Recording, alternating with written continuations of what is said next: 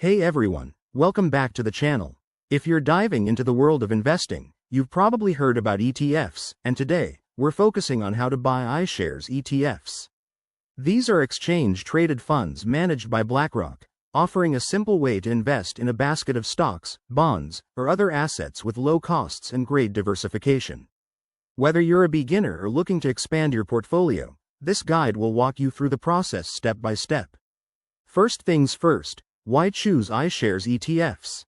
They're popular because they track major indexes like the S&P 500 or global markets, making them an efficient way to grow your wealth over time.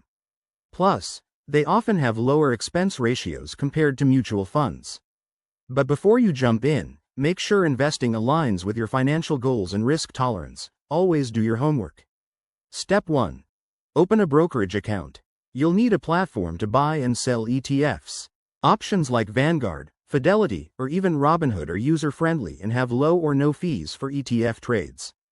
If you don't have one yet, sign up online. It usually takes just a few minutes and might require some basic info like your ID and bank details. Next, research the right iShares ETF for you. BlackRock offers a ton of options, such as IVV for US stocks or EFA for international exposure. Use tools on the brokerage site or BlackRock's website to check performance, fees, and holdings.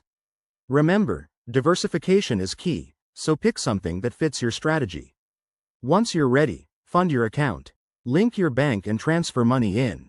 Then, search for the ETF ticker on your brokerage platform and decide on your order type, a market order for immediate purchase or a limit order to set your price. After placing the order, keep an eye on your investment. Markets fluctuate, so regularly review your portfolio and adjust as needed. And don't forget, investing involves risks, including potential loss of principal. There you have it, a straightforward guide to buying iShares ETFs. If you follow these steps, you'll be on your way to building a solid investment foundation. Thanks for watching. If this helped, hit that like button and subscribe for more tips on smart investing. See you next time.